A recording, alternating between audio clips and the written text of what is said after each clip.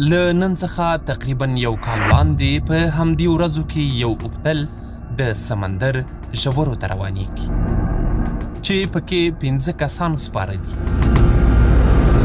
دا اوبتل ټایټن نومیږي چې د اوشن ګیټ نومې کمپنۍ لخوا د ټایټانیک کښتۍ د پلټلو لپاره د سمندر ژورو ته ښکته شو چې وروسته له 2 ساعتونو یې د کنټرول روم سره تماس پرې شو.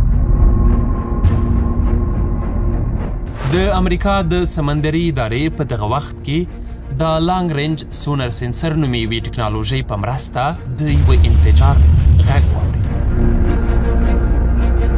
اوبتل 2 ساعته مزل وروسته د سمندر په بیت پلاجیک زون نومې سطحه کې د اوبو د ډیر فشار له امله وچاودېد.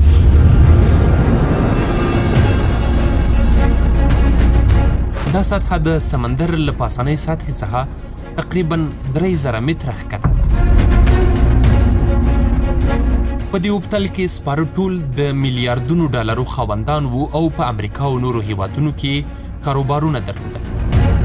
نو ځکه ورپسې امریکا یو قوي ریسکیو ټیم ولېږه چې حالات یې معلوم کړل. وروسته له 5 ورځو د اوبتل پاتې شوني پیدا شول، خو هغه کسان چې پکې سپاره وو هېڅ درک یې معلوم نه شو.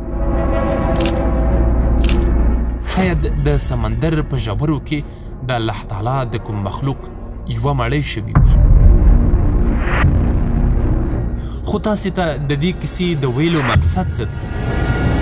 په اصل کې له دې وروسته د سمندر په اړه هغه څه معلوم شول چې له دې مخکې هېڅ چاته نه و معلوم.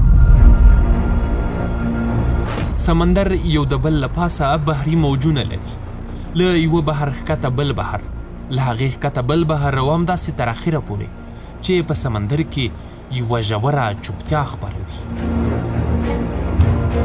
دا بحرونه خپل وزن لري او چې څومره ژور وي هماغومره یې وزن زیاتیږي.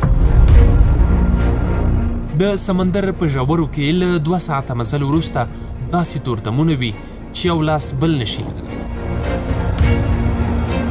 دې تورتمونو ته د ساینس په اصطلاح کې پیچ ډارکنس وایي.